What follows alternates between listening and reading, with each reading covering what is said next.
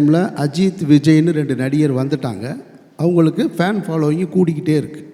நான் சொல்கிறேன், நான் கொஞ்சம் கொஞ்சமாக 2 பேருடைய படங்களுக்கும் அந்த டைமில் தான் சேது அண்டர் ப்ரொடக்ஷனில் இருக்குது. அப்போ நான் சொன்னேன் அவர்கிட்ட, அவங்க 2 பேரும் என்ன பொசிஷனில் இருப்பாங்கன்றது தெரியல. ஏன்னா ஃபேன் ஃபாலோவிங் வச்சுருக்காங்க. இதில் யார் நம்பர் 1 யார் நம்பர் 2 அதெல்லாம் எனக்கு அதை ஜட்ஜ் பண்ண முடியும். ஆனால் ஒன்று சொல்கிறேன், நான் நீங்கள் கடைசி வரைக்கும் சினிமாவில் இருப்பீங்க, அது மட்டும் எனக்கு நல்லா தெரியும். கடைசி வரைக்கும் இருப்பீங்க. நீங்கள் தான் சினிமா வேணான்னு ஒதுங்கினா தான் உண்டு, தவிர சினிமா உங்களை ஒதுக்கவே முடியாது. அப்படி ஒரு ஆக்டர் நீங்கள், அதில் எந்த டவுட்டும் கிடையாது. அனைவருக்கும் இனிய மாலை வணக்கம். அரங்கத்தில் இருக்கும் அனைவருக்கும் இறைவன் புறத்திலிருந்து சாந்தியும் சமாதானம் உண்டாகட்டும்.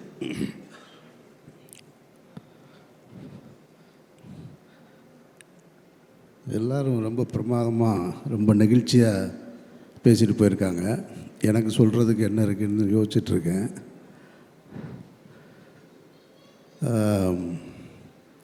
ரஞ்சித்திலேருந்து தொடங்குறேன் நான். ஆமாம்,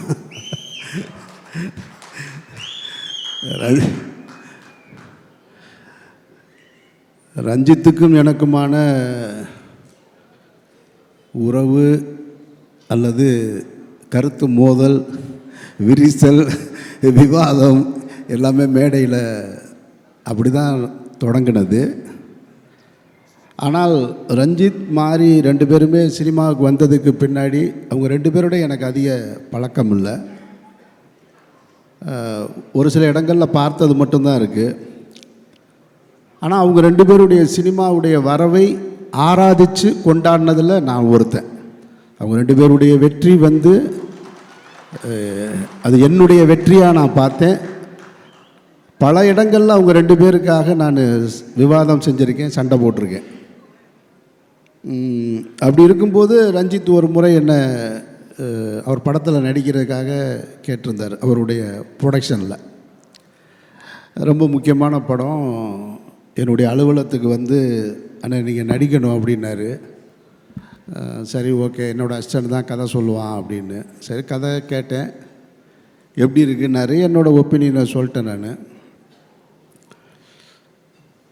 ஆனால் அந்த படத்தில் நடிக்கலை நான். ஆக்சுவலாக தண்டகாரண்யம் அது மிஸ் ஆயிடுச்சு. அது அவங்க பேசிட்டு போன டைமுக்கும்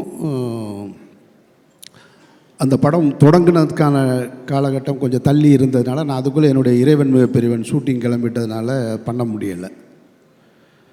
ஆனால் அதே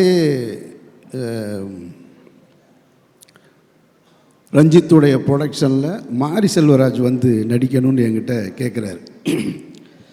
மாரியே நான் முதல்ல பார்த்தது ஈழப்பிரச்சனையில் நானும் அண்ணன் சீமானும் கைதாகும்போது அப்போ ராமுடைய அசிஸ்டண்ட்டாக வருவார். அப்படி பார்த்த மாரி செல்வராஜ். அந்த மாரி செல்வராஜ் அதுக்கு பின்னாடி பரியேறும் பெருமாளில் பார்க்குறேன். பரியேறும் பெருமாளுடைய அந்த முதல் படத்திலேயே தன்னை யார் அப்படின்றத ரொம்ப அழுத்தம் திருத்தமாக சொன்ன ஒரு இயக்குனர்.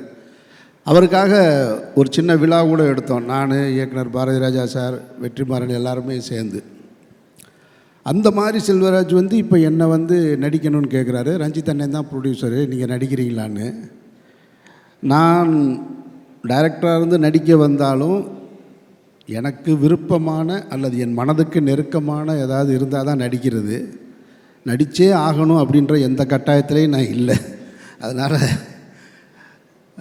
மாரி கேட்கும்போது எனக்கு அந்த நம்பிக்கை இருந்தது. ஏன்னா மாரி போன்ற ஒரு இயக்குனர்கள் தமிழ் சினிமாவுக்கு அவசியம்னு அடிக்கடி நான் சொல்லிக்கிட்டே இருக்கேன். நான் இருந்துக்கிட்டே இருக்கும். மாரியும் சரி, ரஞ்சித்தும் சரி, 1000 எதிர்ப்புகள் வந்தாலும் உங்கள் படைப்புகளை நீங்கள் தொடர்ந்து செஞ்சுக்கிட்டே இருக்கணும். அதுக்கு என்னை போன்றவர்கள் உறுதுணையாக இருப்போம், பக்கத்திலே இருப்போம். அது எவன் வந்தாலும் பார்க்கலாம், சண்டை செய்கிறோம், அதில் ஒன்றும் மாற்று கருத்தே கிடையாது. அப்போ மாறி கேட்டு கதை சொன்னார். கதை சொன்ன உடனே அவர் ஒரு கதை சொன்னார். சொல்லிவிட்டு இது நீங்கள் பண்ணால் நல்லாயிருக்கும் சார்னார். சரியாக வருமா மாறின்னு? சரியாக வரும் சார், பண்ணுங்கள் சார்னாரு. சரி, ஓகே, பண்ணலாம் மாதிரி அப்படின்ட்டு. அப்புறம் போயிட்டு திருப்பி ஒரு 2-3 வாரம் கழித்து வந்தார். 2-3 வாரம் கழித்து சார் நான் சொன்னேன், ரஞ்சித் அண்ணன்ட்ட பேசினேன், அப்புறம் பார்த்தேன், டே அது எப்படி இருந்தால் நல்லா இருக்குமாடா, இன்னும் கொஞ்சம் அதை மாற்றுடான்னு சொன்னார் அப்படின்னு. திருப்பி வந்தார்.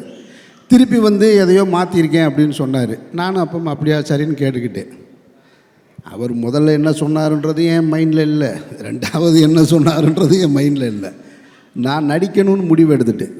இப்போ வெற்றிமாறன் கேட்ட உடனே எப்படி நடிக்கணும்னு ஒத்துக்கிட்டேனோ அதுபோல் மாறி கேட்ட உடனே நடிக்கணும்னு நான் ஒத்துக்கிட்டேன். அவ்வளோதான். அது என் மைண்டில் ஏறிடுச்சு. அவர் என்ன சொல்கிறாரு சொல்லலைன்றதெல்லாம் அப்புறமா அந்த படப்பிடிப்பு தொடங்கும்போது சில பிரச்சனைகளில் அப்போ நான் இல்லை. அப்புறம் படப்பிடிப்பு ஸ்டார்ட் ஆயிடுச்சு. திரும்ப ரொம்ப நாள் கழிச்சு ஒரு தடவை ஃபோன் பண்ணுறாரு. சார் என்ன சார் போகலாமா சார் அப்படின்னாரு. என்ன மாதிரி விளாட்றீங்களா நீங்கன்னு? நீங்கள் எப்போ ஜனவரி பிப்ரவரியில் கேட்டீங்க, இப்போ திடீர்னு வந்துடுறீங்க, நீங்கள் ஷூட்டிங் போயிட்டீங்கன்னு கேள்விப்பட்டேன். சார் இல்லை சார், அது அப்படியே தான் இருக்குது, நீங்கள் தான் வரணும், நீங்கள் தான் நடிக்கணும் அப்படின்னாரு. சரி மாதிரி வர்றேன் மாதிரி அப்படின்னு. அப்படி தான் மாதிரி கூட இந்த படத்தில் நான் ஜாயின்ட் ஆகிட்டேன். இப்போ அவர் ஒரு டைரக்டரு. அந்த படத்தோட கதை பிகினிங்லேருந்து எண்டு வரைக்கும் அவருக்கு தெரியும், சேஞ்சஸ் தெரியும், எல்லாருக்குமே அப்படி தான். அப்போ என் படத்தை கேட்டிங்கன்னா எனக்கு தெரியும். நான் அவர் சொன்ன எந்த கதையும் எனக்கு ஞாபகம் இல்லை. அந்த கேரக்டர் மற்ற விஷயங்கள் மட்டும்தான் ஞாபகம் இருக்குது. ஸ்பாட்டில் என்ன பண்ணுவாப்புலன்னா மாதிரி நான் அந்த கதையை முழுசாக ஞாபகம் வச்சுருக்கிற மாதிரியே நினச்சி சொல்லுவாப்புல. சார் அந்த இருக்குல்ல சார், அந்த சீன் அது இருக்குல்ல, அதுக்கடுத்து இதுவும் பாப்புல. நானும் தெரிஞ்ச மாதிரி சரி சரி சொல்லுங்கள் எதுவுமே எனக்கு ஞாபகம் இல்லை. மாறி என்ன சொன்னாரோ அதை செஞ்சுருக்கேன் நான், அவ்வளவுதான். இந்த படத்தில் எப்படி வட சென்னையில் அந்த ராஜன் கேரக்டருக்கான வெற்றிமாறனை சேருமோ, இந்த பாண்டியராஜனுக்கு ஏதாவது ஒன்று வந்ததுன்னா அது மாரி செல்வராஜுக்கு தான் போயிடுச்சு. அது எனக்கு அதுக்கு எந்த தொடர்பும் இல்லை. மாரியும் ரஞ்சித்தும் என் மேலே வச்சிருக்கிற அன்புக்கு நான் நன்றி ரொம்ப. ஏன்னா மாரி நான் எப்போயும் எமோஷனலாக ஆகிற ஆள் கிடையாது, நான் ரொம்ப ஸ்ட்ராங்கான ஒரு ஆள். மாரி அதை சொல்லும்போது அவர் எதிர்பார்த்ததை விட கூடுதலாக அந்த கேரக்டர் நான் பண்ணியிருக்கேன்னாரு. அது அவர் தான் அதை வாங்கியிருக்காரு. அதனால் மாரிக்கு தான் அந்த கிரெடிட் போய் சேரணும். அதுக்கப்புறம் துரு, உங்களுக்கெல்லாம் இந்த துருவை எப்போ தெரியும்னு தெரியலை. நான் பார்த்தது இந்த உலகம்னு 99 பார்த்தேன் நான் வீட்டில். சினிமா எவ்வளோ விசித்திரமானது அப்படின்றத இந்த ஸ்டேஜை வச்சு என் மைண்டுக்குள்ளே ஓட்டி பார்க்குறேன் நான். அவங்க அப்பாவும் நானும் ரொம்ப நெருங்கிய நண்பர்கள். அது யாருக்குமே தெரியாது. சினிமாவில் எங்கேயுமே அதை பற்றி நாங்கள் பேசிக்கிட்டதுமே கிடையாது.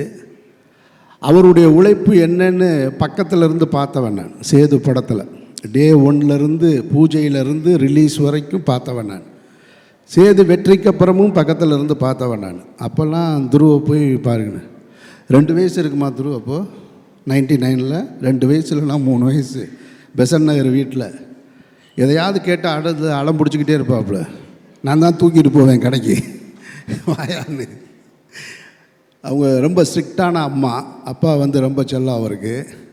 அதுக்கப்புறம் துருவை எப்போ பார்த்தேன் அப்படின்னா ஒரு 10 இயர்ஸ் இருக்குன்னு நினைக்கிறேன் நான்.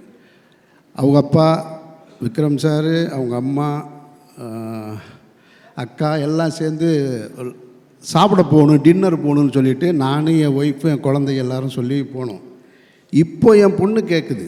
அங்கேயும் வந்து அதே மாதிரி தான் பண்ணிக்கிட்டு இருந்தாப்புல. டேபிள்லேருந்து அங்கேருந்து அங்கே இருக்கிற ஃபுட்டை எடுத்தாப்புல, இங்கேருந்து அங்கிட்ட அது வேணுன்ற அடுத்த பிளேட்டில் என்ன இருக்கோ அதை தான் கேட்டுட்டு இருந்தேன். அப்படி தான் துரு பார்த்தேன் நான். அதுக்கு பின்னாடி யூஎஸ் போயிட்டார், படிச்சுட்டு வர்றாரு. இப்போ பார்த்தா பைசனில் ஒரு நாள் பார்க்குறேன் நான். எனக்கு சேதில் விக்ரம் எப்படி பார்த்தனோ அப்படியே இருந்து. விக்ரம் சார்கிட்ட ஒரு வெறி இருக்கும். அவர் வந்து நான் சொல்கிறத கொச்சையாக எடுத்துக்க வேணாம், நான் என் மனசில் ஃபீல் பண்ணதை சொன்னேன் நான். அந்த படம் நடந்துகிட்ருக்கும்போது அவர் ரொம்ப ஃபைட் பண்ணி தான் இந்த இண்டஸ்ட்ரிக்குள்ளே வந்தார். நிறைய அவமானங்கள் பட்டிருக்காரு. அதை எதையுமே உங்களுக்கெல்லாம் தெரியாது, எனக்கு தெரியும். யார் அவரை அவமானப்படுத்தியது, எப்படிலாம் படுத்தினாங்க, அவங்கெல்லாம் இன்றைக்கி என்ன பொசிஷனில் இருக்காங்கன்றதெல்லாம் எனக்கு தெரியும். அவ்வளோ சொல்லுவார் என்கிட்ட. அவரும் நானும் அதிகமாக பயணிச்சிருக்கோம். அப்போ ஷூட்டிங் ஸ்பாட்டில் ஏதாவது கேட்டுகிட்டே இருப்பார். எனக்கு சரியாக வருமா, நான் நல்லா வருவேனா, நான் நல்லா வருவேனான்னு. ஏன்னா அந்த படம் எடுத்து முடித்ததுக்கு பின்னாடி கூட ரிலீஸ்க்கு பண்ண முடியலை சேது. அப்பவும் அவர் ஃபைட் பண்ணிக்கிட்டே இருக்கார். அந்த இடைப்பட்ட காலத்தில் கூட போய் டப்பிங் பண்ணிட்டு வர்றாரு. பிரபுதேவா சாருக்கு போய் ஒரு படத்தில் டப்பிங் பண்ணிட்டு வர்றாரு. இவ்வளோ பெரிய படம் பண்ணியிருக்கோம், ஆனால் அந்த படம் ரிலீஸ் ஆகலைன்னு அதை பற்றி கவலைப்படாமல் டப்பிங் பண்ணிட்டு வர்றாரு. ஒரு டெலிவிஷனுக்கு சீரியல் பண்ணணும்னு சொல்லிவிட்டு என்னையை கூப்பிட்டு உட்கார வச்சு ஒரு ஸ்கிரிப்ட் எழுதி அதை பண்ணணுமோ வாங்க அப்படின்னு சொல்லிட்டு நான் அவரும் பெசன்ட் நகரில் பீச்சில் உட்காந்து எழுதிட்டுருக்கோம். அவ்வளவு கஷ்டப்பட்டு வந்தவர். அப்போ கேட்டுகிட்டே இருப்பார். அப்போ நான் சொல்லுவேன், இங்கே பாருங்களேன், நீங்கள் ஆள் பார்க்க ரொம்ப அழகாக இருக்கீங்க, யூத்தாக இருக்கீங்க, நல்லா பெர்ஃபார்ம் பண்ணுறீங்க. இப்போது இங்கே என்னன்னு கேட்டிங்கனாக்கா, அந்த டைமில் அஜித் விஜய்னு 2 நடிகர் வந்துட்டாங்க. அவங்களுக்கு ஃபேன் ஃபாலோவிங்கு கூடிக்கிட்டே இருக்குது. நான் சொல்கிறேன், நான் கொஞ்சம் கொஞ்சமாக 2 பேருடைய படங்களுக்கும் அந்த டைமில் தான் சேது அண்டர் ப்ரொடக்ஷனில் இருக்குது. அப்போ நான் சொன்னேன் அவர்கிட்ட, அவங்க 2 பேரும் என்ன பொசிஷனில் இருப்பாங்கன்றது தெரியல. ஏன்னா ஃபேன் ஃபாலோவிங் வச்சுருக்காங்க. இதில் யார் நம்பர் 1 யார் நம்பர் 2 அதெல்லாம் எனக்கு அதை ஜட்ஜ் பண்ண முடியும். ஆனால் ஒன்று சொல்கிறேன், நான் நீங்கள் கடைசி வரைக்கும் சினிமாவில் இருப்பீங்க, அது மட்டும் எனக்கு நல்லா தெரியும். கடைசி வரைக்கும் இருப்பீங்க. நீங்கள் தான் சினிமா வேணான்னு ஒதுங்கினா தான் உண்டு, தவிர சினிமா உங்களை ஒதுக்கவே முடியாது. அப்படி ஒரு ஆக்டர் நீங்கள், அதில் எந்த டவுட்டும் கிடையாது. அவ்வளவு டெடிக்கேஷன் அப்படிலாம் பார்க்கவே முடியாது. சும்மா சினிமாவில் டெடிக்கேஷன் சொல்லுவாங்க. நான் பார்த்து வியந்ததில் விக்ரம் தான். அது ரஞ்சித்துக்கு நல்லா தெரியும், அது சொல்லவே வேணாம். தங்கலானில் பார்த்துருப்பேன். கும்பகோணத்திலேருந்து திருவிடைமருதூரில் ஷூட்டிங் நடக்கும். உடம்பு குறைக்கணும், அந்த பாண்டிமடம் போர்ஷன் பண்ணணுங்கும்போது காலையில் எந்திரிச்சு நடந்து வருவார். ஒரு ஹீரோ அந்த படத்தில் நடிக்கிறதுக்காக லொக்கேஷனுக்கு நடந்தே வருவார். அது ஒரு 15 கிலோமீட்டர் இருக்கும். காலையில் நட, திருப்பி வரும்போது நட, 15 கிலோமீட்டர். அப்படியே இப்படி ஆகிட்டாப்புல பாண்டிமடம் போர்ஷன். கிட்டத்தட்ட அவருக்கு ஒரு வெறி இருந்தது, ஏன்னா நாம் ஜெயிக்கணும்னு. துருவுக்கு அது தேவையில்லை, ஏன்னா அப்பா பெரிய ஸ்டார். ஆனால் துருவுக்கிட்டையும் அது இருக்கிறத நான் பார்த்தேன். நான் உங்கள்கிட்டையும் பார்த்தேன். நான் அவ்வளவு, ஏன்னா அவர் படித்ததுக்கும் ஸ்டூடெண்ட்டு மாதிரி எந்திரிச்சு நின்றுட்டு அவ்வளவு எனக்கு ஆச்சரியமாக இருக்குது. யூஎஸில் படிச்சுட்டு அங்கேருந்து மாரி செல்வராஜ் லொக்கேஷன்லாம் உங்களுக்கெல்லாம் தெரியும்ல. அவர் என்ன ஊட்டிலையும் கொடைக்கானலும் எடுப்பார். அது ஒரு காடு, பொட்டக்காடு, எங்கே முள் இருக்குது எது இருக்குன்னு தெரியாது. அதில் கொண்டு வந்துக்கிட்டு அது கொடுக்குற காஸ்டியூம் இருக்குல்ல, அந்த கைலியை பார்த்தா எப்படா கிளியிருன்ற மாதிரியே இருக்கும். அதை கொண்டு அந்த லொக்கேஷன்லேயே கொண்டு அப்படியே நின்று மாற்றிட்டு அந்த சகதிக்குள்ளேயும் மண்ணுக்குள்ளேயும் அந்த அது என்னது எரிக்கிற இடம் மயானக்கரையில் எனக்கும் அவருக்கும் எந்த காம்பினேஷனும் கிடையாது படத்தில். நான் ஒரு சின்ன கேரக்டர் தான் பண்ணியிருக்கேன். நான் நின்று பார்த்துட்ருக்கேன். நான் அப்போ பார்க்க எனக்கு வாய்ப்பு கிடைச்சது. அப்போ எனக்கு தெரிஞ்சது, நான் துருவோட முதல் 2 படமும் பார்த்துருக்கேன். துரு எப்படி விக்ரம் சார் பிதாமகனில் கிடைச்சது துருவுக்கு இந்த படத்திலே கிடச்சிருச்சுன்னு நான் நினைக்கிறேன். நான் அப்படி தான் நான் ஃபீல் பண்ணுறேன். எனக்கு ஆச்சரியம், என்னடா நம்ம தூக்கிட்டு கடைக்கு தூக்கிட்டு போன பிள்ளையோடு நடிச்சிட்ருக்கோம், பரவாயில்ல, சினிமா புதுசாக நிறையா சொல்லித்தருதுன்னு. வாழ்த்துக்கள் துரு, வாழ்த்துக்கள். அப்புறம் இந்த படத்தில் எனக்கு சொன்னாங்க நிறைய பேர் கோஸ்டார் என்னென்ன. அவங்க எனக்கு அப்படிலாம் கோஸ்டார்னு இந்த படத்தில் யாருமே கிடையாது. எங்குழுந்து அவங்க ரெஜிசா சொல்லும்போது சொன்னாங்க, எனக்கு அருமையான நண்பர் கிடச்சிட்டாங்க அனுபமா கூட தான் ஒரே ஒரு சீன் இருக்குது. எனக்கு ஒரு சீன் அவங்களோட அந்த பொண்ணு அவங்க அவங்களோட மலையாள படம்லாம் பார்த்துருக்கேன் நான். இப்போ கூட ஒரு படம் ட்ரெய்லர் வந்திருக்கு, செம்மையாக, ரொம்ப அழகாக ஸ்டைலிஷாக. ஆனால் இந்த படத்தில் பார்த்தீங்கன்னா, உட்காருங்க ப்ளீஸ், இந்த படத்தில் பார்த்தீங்கன்னா வேறு ஒரு டைமென்ஷன். அதில் என்னென்னா, அப்படின்னா நம்மளை ஒரு மாதிரி அரட்டிடுச்சு. அப்படி பண்ணிகிட்டு இருக்கும்போதே டக்குன்னு அப்படி கண்ணிலேருந்து கண்ணீர் வருது. என்னடா இந்த பொண்ணு கிளிசரின் போட்டு அழுகுதா, கிளிசரின் போடாமல் அழுகுதான்னா பிரமாதப்படுத்திடுச்சு. நான் ஒரு டைலாக் பேசணும், என் டைலாக் முடிஞ்சதுக்கப்புறம் அவங்க இது பண்ணணும். டைலாக்கே இல்லை, அந்த பர்ஃபார்மன்ஸ்லேயே ரியாக்ஷன், அதுக்கான பதிலை சொல்லி முடிச்சிட்டாங்க. ரொம்ப நான் ரசித்தேன், உண்மையிலே அன்றைக்கி நான் ரசித்து பார்த்தேன். வாழ்த்துக்கள். அதெல்லாம் அவ்வளவு இது. ஆனால் இவங்களெல்லாம் ஷூட்டிங் ஸ்பாட்டில் பார்க்குற வாய்ப்பு மட்டும் எனக்கு கிடைச்சது. காம்பினேஷன் கிடையாது. ஷூட்டிங் ஸ்பாட்டில் பார்த்தேன். ரெஜி சார் பார்த்தேன், பசுபதி சார் பார்த்தேன். பசுபதி சாருக்கும் எனக்கும் ஒரு உறவு இருக்குது. அது அவருக்கும் தெரியாது, நானும் சொன்னதில்லை. அது என்ன உறவுன்னா, பருத்தி வீரன் படத்தை நான் பொதுவாக என்னுடைய திரைப்படங்களுக்கான கதையை எழுதும்போது இதில் யார் நடிக்கிறா, இதில் யார் நடிக்கிறா அப்படின்லாம் எழுதுகிற பழக்கம் இல்லை. அது ஒரு கேரக்டர் அப்படி தான். ஆனால் சித்தப்பு கேரக்டரை எழுதும் பொழுது சித்தப்புவை மட்டும் ஹீரோ யாருன்னு நான் முடிவு பண்ணல. சித்தப்பு கேரக்டரை எழுதும்போது மட்டும் இது பசுபதி பசுபதின்னு சொல்லிக்கிட்டே இருந்தேன் மைண்டில். அப்படி எழுதின கேரக்டர் தான் சித்தப்பு கேரக்டரு. அந்த டைமில் அவரை என்னால் ரீச் பண்ண முடியலை. அப்புறம் தான் அதை வந்து சரவணன் சார் வச்சு நான் எடுத்தேன். நான் லால் சாருடைய படங்களுக்கு நான் ரசிகன். நான் உங்கள் ரசிகன் சார், உங்களுக்கு தெரியாது. அது உங்களுடைய திரைப்படங்களுக்கு ரசிகன், உங்களுடைய நடிப்புக்கு ரசிகன். நான் உங்களுக்கும் எனக்கும் காம்பினேஷன் சீன் இல்லை, அதனால் உங்களையும் எனக்கு பார்க்குறதுக்கான வாய்ப்பு கிடைக்கல. ஆமாம். எனக்கு என்னென்னா, இப்போ என்னோடய கோ ஆர்டிஸ்ட்லாம் யாரும் தெரியுங்களா? அவங்கெல்லாம் மேடையில் கூப்பிடல, பூரா அந்த 5 கொலை பண்ணவங்க, 4 கொலை பண்ணவங்க, இவங்க தான் என் கோ ஆர்டிஸ்ட்டு. இவங்களோடையே தான் நான் அந்த படத்தில் அதிகமாக இருந்திருக்கேன். அப்புறம் மற்றபடி இந்த கம்பெனியை பற்றி சொல்லணும். அப்ளாஸ், நானும் ப்ரொடியூசராக இருந்திருக்கேன், டைரக்டராக இருந்திருக்கேன். நானும் வேறு படங்களை நடிச்சிருக்கேன் வேறு கம்பெனியில். ஒரு கம்பெனி எப்படி இருக்கணும் அப்படின்றதுக்கு நான் பார்த்த பெஸ்ட்டு எக்ஸாம்பிள் அப்ளாஸ் அப்படின்னு நினைக்கிறேன். அந்த டீமோட ஒர்க்கு, அவங்க ஆர்டிஸ்ட்டை அப்ரோச் பண்ணுறது, அவங்க ஒவ்வொரு ஷெட்யூல் போடுறது, ஒரு ப்ரோக்ராமை எப்படி நடத்தணுன்றது, உண்மையிலே வந்து தமிழ் சினிமாவில் இப்படி ஒரு கம்பெனி எனக்கு தெரிஞ்சு நான் பார்க்கல. நிறைய இருக்கலாம், எனக்கு தெரியலை. எனக்கு தெரிஞ்ச அப்ளாஸ் இருக்குது. வாழ்த்துக்கள் உங்களுக்கு. இதே மாதிரி நீங்கள் தொடர்ச்சியாக இருங்க. அப்புறம் மாரியுடைய படங்கள், அவருடைய பேச்சு, அவருடைய சினிமா எல்லாம் எல்லாருக்குமே தெரியும், நான் சொல்ல வேண்டியதில்லை. ரொம்ப சீரியஸாகவே இருக்கும். ஆனால் எனக்கு ஒரு ஆச்சரியம், மாரிக்குள்ளே வந்து ஒரு ஹீரோ, ஒரு ஒரு ஒரு ரொமான்ஸ் இருக்கான்னு ரெஜிசா சொல்லும்போது தான் எனக்கு தெரியுது. அவங்க தண்ணிக்குள்ளே விழுந்தாங்கன்ன உடனே கூலிங் கிளாஸோட கூச்சிருக்காரு அப்படின்னு. ஏன்னா அவங்களுக்கு நீச்சல் தெரியாது, எனக்கும் தெரியாது. இப்போ ஒருவேளை எனக்கு அந்த சீன் இருந்துச்சுன்னு வச்சுங்க, நான் விழுந்துருந்தேன்னு வச்சுங்க, டே அசிஸ்டண்ட்டை கூப்பிட்டு அவன் என்ன ஆச்சுன்னு பாடுறான், ரொம்ப நேரம் ஆச்சு உள்ளே போய்.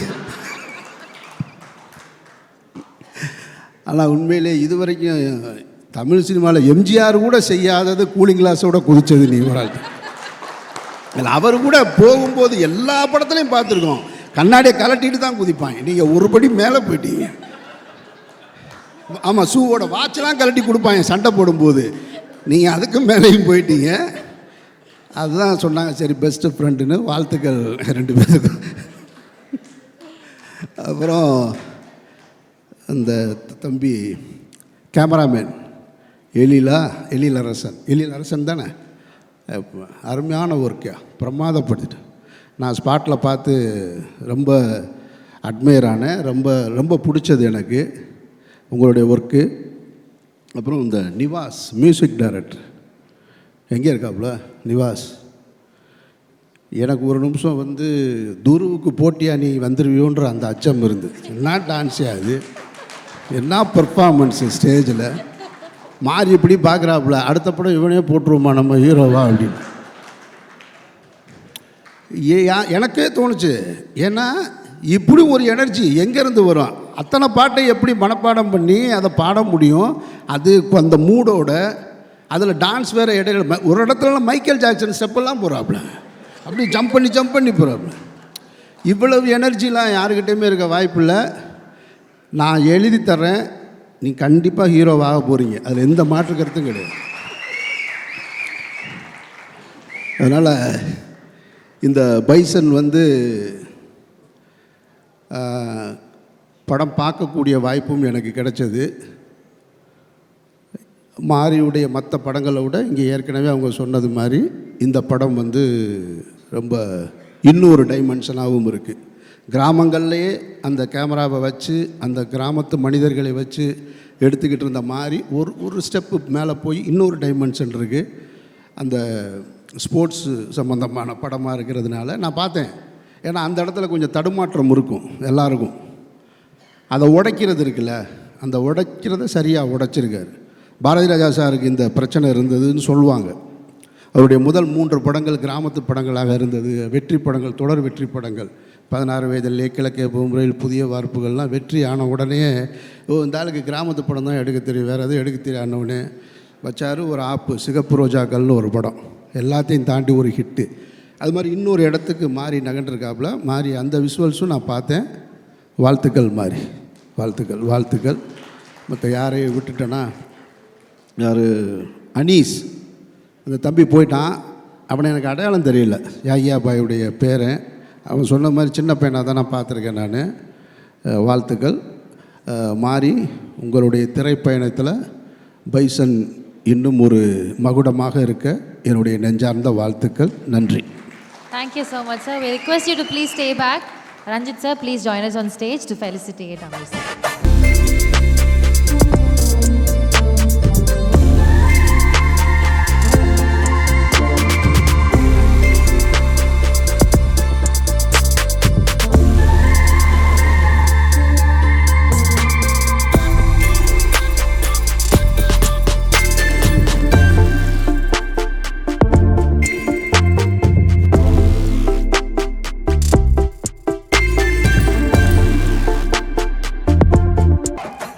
சாரி, நான் அந்த படம் பார்த்தேன்னு சொல்லிவிட்டு அதுலேருந்து ஒன்றுமே சொல்லன்னு நினைக்கிறேன்.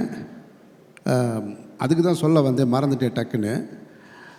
துரு, நான் படம் பார்த்தேன் துரு, உண்மையிலே சொல்கிறேன், நான் பிரமாதமாக பண்ணியிருக்கேன்.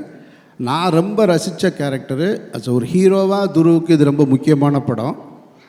நான் ரசித்த கேரக்டரு பசுபதி சார், உங்கள் கேரக்டர் தான் சார். மொத்த படத்துலேயும் உங்களை நான் ரசிச்சுக்கிட்டே இருந்தேன். நான் எண்ணம் கலக்கிட்டீங்க. வாழ்த்துக்கள் சார். நன்றி நன்றி.